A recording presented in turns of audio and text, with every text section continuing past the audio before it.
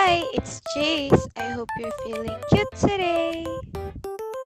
Good day, everyone. My name is Jacelyn B. Santos. I am a first-year student of Computer Science at Quezon City University.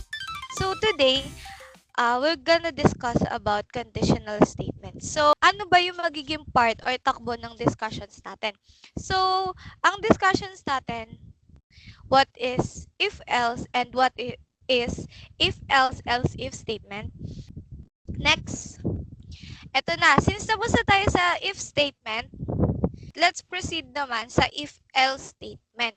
So, if-else statement used when we want to execute a certain statement if a condition is true and a different statement if the condition is false. So, pagdating kay if-else statement, may iba pa siyang daan na pwedeng gawin or pwedeng pasukan ng code natin.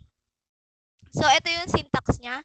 If tapos boolean expression, curly braces, statement 1, statement 2 na naka-indent, ayan. Tapos pag hindi niya na-satisfy tong if natin, mapupunta naman siya dito kay else statement. So, meron din tong certain condition, wala tong condition pero ito yung statement na nakapaloob kay else, yun na yung go through ng code natin. So, tignan natin ano ba yung flowchart tsaka yung demo ng code.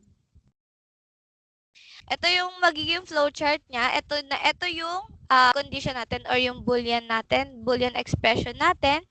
So, pag nag-true siya, makakapasok siya dun sa gate. So, mapaprocess niya tong code na to. Pero pag hindi, mapupunta siya dito kay false. Tapos, ibang code naman yung ipaprocess niya. So, kanina, yung if statement natin, talagang dire-diretso, nag-end na agad. Pero dito, meron pa siyang code na pwede niyang i-run para tapos pagpo-proceed na siya sa end. Dito tayo sa coding guidelines.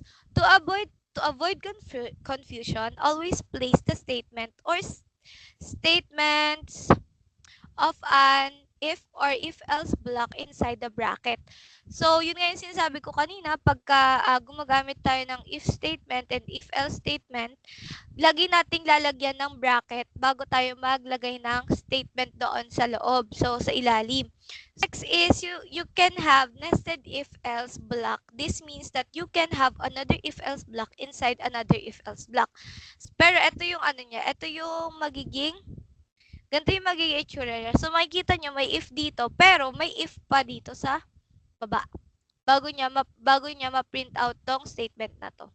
Tapos, ito yung si else na taga-end ito yung pupuntahan pagka hindi niya na-satisfy yung if. So, let's proceed. Dito na ipapakita ko naman kung ano yung magiging example or paano talaga gumagana yung if-else natin. So, let's proceed sa if-else statement.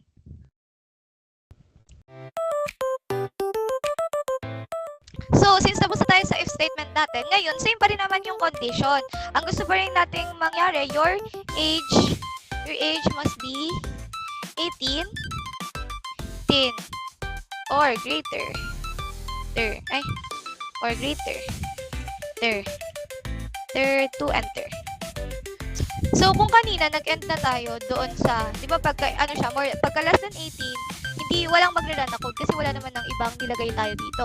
So, pagka nasatisfy niya yung code natin, tsaka niya i-print yung you can enter. Ayan.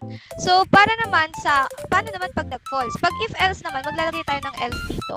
Sa else natin, pwedeng kahit hindi tayo maglagay ng condition kung ang gusto lang natin mangyari is pagpupuntahan siya pag nag-false. Meaning, kahit maglagay na tayo dito agad ng statement, print line. So, kahit maglagay na tayo agad dito ng statement na you are too young to enter. Lagay natin dyan. Ayan. So, pagka ang age natin dito is, try natin dito ang age. Pag ang age natin 13, ang ipiprint niya ay, ayan, wait lang, nagkamali na naman. Ayan. Pag ang age natin dito ay 13, ang ipiprint niya ay, you are too young to enter kasi 13 lang. Pero, paano naman pag 23? Lagay natin 23. Pag naman 23, ang i-run niya na code ay yung sa if Kasi yung system out print line, you can enter kasi 23 is greater than 18. So, ayun. So, ayun lang naman. Di ba sobrang simple lang nung concept ng if, else, and if statement natin. So, paano naman pagka if, if, else, if statement naman?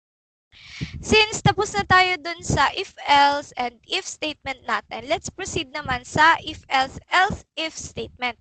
So, ito yung magiging paboritong code naman ng mga madaming condition. Kasi, this statement in the else clause of an if-else block can be another if-else structure.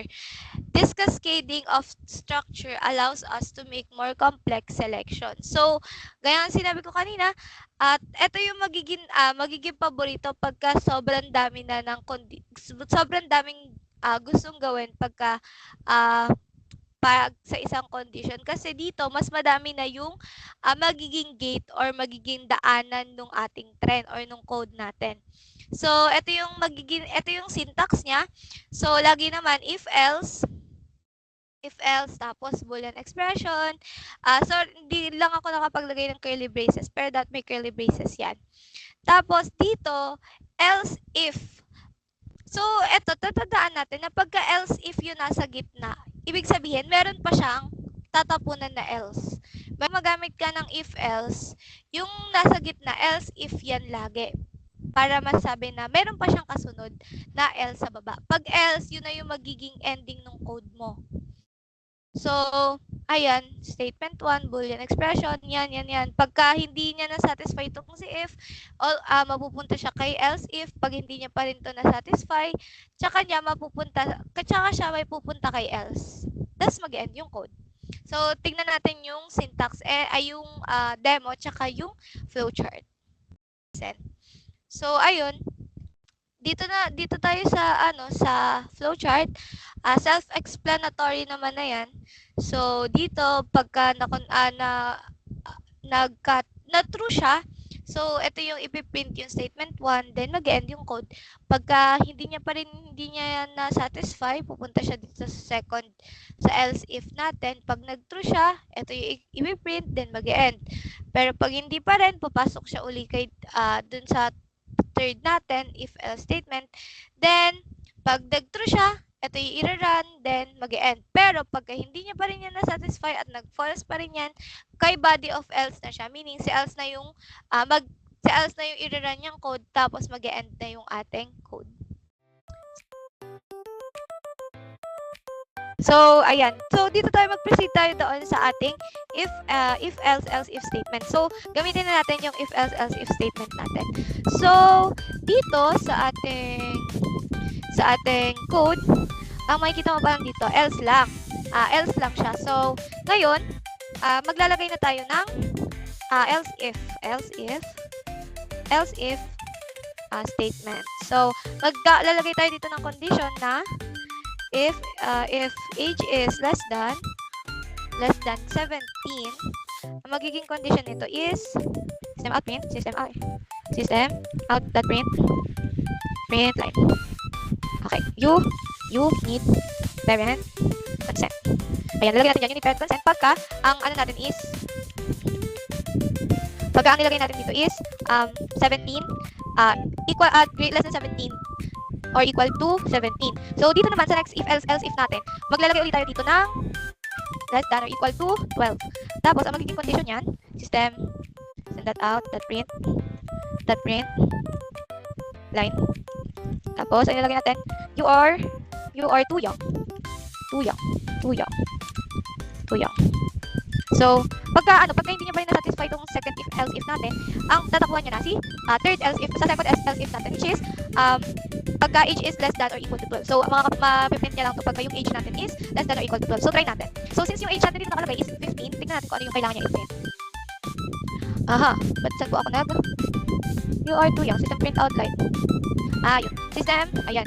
So, kaya ng sinasabi ko kanina, Java is very case sensitive. Meaning, pag nagkamali ka lang dyan na isang letter na hindi naman talaga belong dyan, hindi mag-run yung code mo. So, talagang dapat maayos yung pagkaka-program. So, since yung age natin dito is 15, ang nasa-satisfy niyang code is else if natin na age is less than 17 or less than or equal to 17 na nagsasabi na you need parents consent ka na. So, ayun, mali pala yung condition natin, guys. Dapat pala Okay, third done. 17, 16, 60, sorry natin, 15. 15, then 12, 4.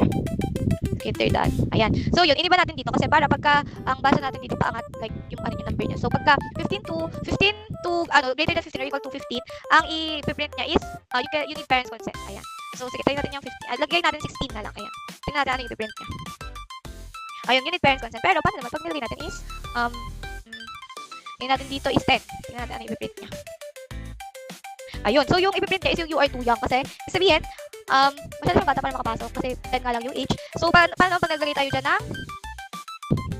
Ay, hindi. Maglagay tayo dyan ng 2 years old. Tingnan natin. Ayun. So, dito makikita mo dito. Pagka naglagay ka na dyan ng 3, less than 3, mag-do not enter na siya. Doon na siya punta kay else natin. Kasi wala na siyang satisfy ni isa doon sa ating, mga conditions. So, ayan. Yan yung if else natin. Alright, so nandito na tayo sa end ng ating discussion. So I hope you madami kayo na-understood sa ating discussion. Though medyo simple lang naman yung discussions natin and wala masyadong fun fact ganyan. Pero I hope madami pa rin kayo natutunan and ma-apply nyo pa rin lahat ng lessons na nabigay ko sa inyo ngayon araw. So again, for this video, my name is Jace and I hope you felt cute today. Bye!